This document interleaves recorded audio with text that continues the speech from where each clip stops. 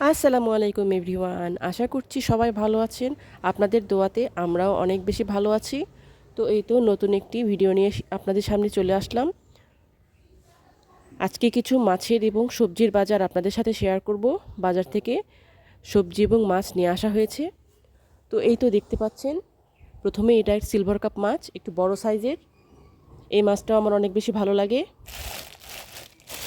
অনেক বেশি বড় সাইজের ছিল। এই তো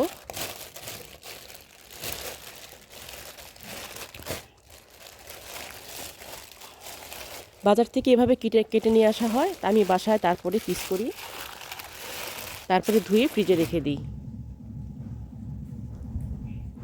আর এই তো দেখতে পাচ্ছেন, এটাকে আমরা গুচি মাছ বলি। আপনাদের এক এক অঞ্চলে এক এক রকম ভাষা বলতে পারেন। আমরা এটাকে গুচি মাছ বলি। আমার ছোট মাছ বলতে সেটা যে কোনো মাছ হতে পারে, আমার ছোট মাছ বললেই আসলে ভালো লাগে। ছোট মাছ খেতে আমি বেশি পছন্দ করি বড় মাছের চাইতে। এটা ছিল গুচি মাছ, আর এটা ছিল ময়া মাছ, যেটা আমার সবসময় পছন্দ। আজকের মাছগুলোর সাইজগুলো একটু ছোট ছিল, যেটা আমি যেভাবে আমি বাজার থেকে আনতে বলি, আমি বেশি বড় ময়া ওটা ভালো লাগে না আমার কাছে। আজকের সাইজটা ঠিক ছিল।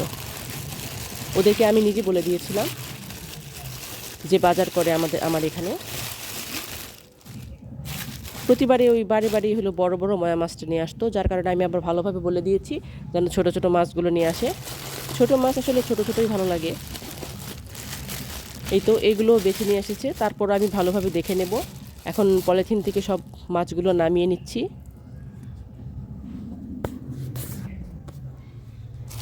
ছোটো মাছ আসলে এতে অনেক ময়লা থাকে, একটা একটা করে ভালো করে, একটা একটা করে না, ঠিক ভালোভাবে ময়লাগুলো পরিষ্কার করে নিতে হয়। আর দেখবেন ছোটো মাছ আপনি যতই ধোন না কেন, ময়লা পানি বের হতেই থাকে। আমি না হলে অনেকবার ধুয়ে থাকি, আমার মতো হয়তো সব আপুরাই করে থাকেন। ময়া মাছটা এরকম ছোটো মাছ হলে যত আপনি পানি দিয়ে ধুবেন ততই ময়লা বের হতে থাকে। এই তো এখন এই মাছগুলো আমি ভালোভাবে কেটে ধুয়ে পরিষ্কার করে আলাদা আলাদা পলি ব্যাগে রেখে আমি ফ্রিজে এভাবে রাখি। অনেকে দেখেছি বক্সে করেও রাখে, ওটাও ভালো, ওটারও বেশি মনে হয় ভালো থাকে। তো আমার অত ছোট ছোট অতগুলো বক্স নেই, তো যার কারণে আমি পলিথিনেই রাখি সবসময়। তো এই তো কিছু সবজি বাজারও শেয়ার করছি আপনাদের সাথে। প্রথমেই দেখতে পাচ্ছেন, এটা হলো লাল মূলা, গাজর। গাজর আমার এখন বিভিন্ন সবজি রান্না করতে, নুডলসে এসবে দিয়ে থাকি। এই তো এখানে আছে কিছু বেগুন, শিম। শীতের সবজি মানে তো এগুলোই, তাই না? শীতকাল আসলে অনেক রকম সবজি খাওয়া হয় আমাদের। এই যে এখানে পটল,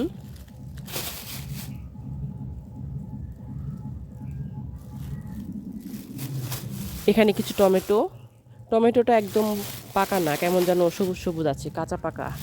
আর এই যেখানে কাঁচামরিচ, কাঁচামরিচটা আমার বাসায় প্রচুর পরিমাণে লাগে, কারণ আমি কাঁচামরিচের তরকারিটাই বেশি রান্না করি। গুঁড়ামরিচ সামান্য পরিমাণে দেওয়া হয়, জাস্ট একটু কালারের জন্য দিই।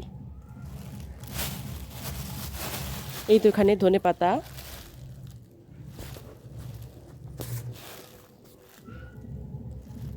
অনেকটা পরিমাণে ধনেপাতা আনতে বলেছি, কারণ আমি বাসায় ধনেপাতা ভর্তা প্রায় করে থাকি, চিতই পিঠের সাথে খাওয়ার জন্য, এমনিতে ভাতের সাথেও খাওয়ার জন্য। আর এটা হলো রাঁধুনি পাতা। আর এই যে রাঁধুনি পাতা অনেকে চেনেন না, আমাদের এখানে রাঁধুনি পাতা এবং ধনে পাতা দুইটাই পাওয়া যায়। আমরা দুটাই তরকারিতে দিয়ে থাকি, তবে আলাদা আলাদাভাবে। আর দেখুন, দুইটা কিন্তু প্রায় একই রকম দেখতে। আমি নাকে না দিলে আমি এটা চিনতেই পারি না। অনেকে চেনেন, কিন্তু আমি আসলে চিনতে পারি না।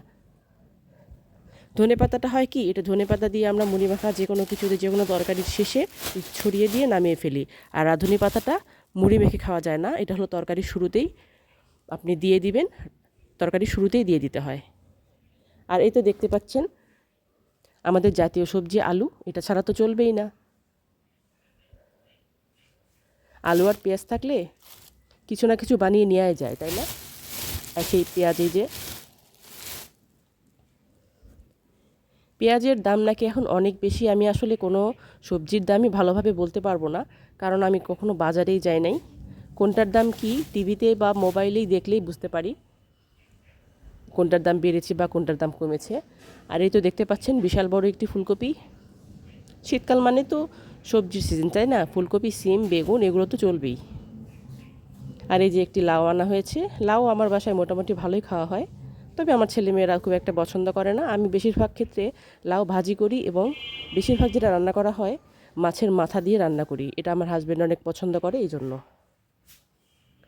তো এই সব কিছু ছিল আমার সবজির বাজার। এখন বাজারগুলো ভালোভাবে গুছিয়ে রেখে দিই। তো ভিডিওটি যদি ভালো লাগে একটি লাইক, কমেন্ট, শেয়ার করে দিবেন। আজকের মতো এই পর্যন্তই। সবাই ভালো থাকবেন, সুস্থ থাকবেন। আল্লাহ হাফেজ।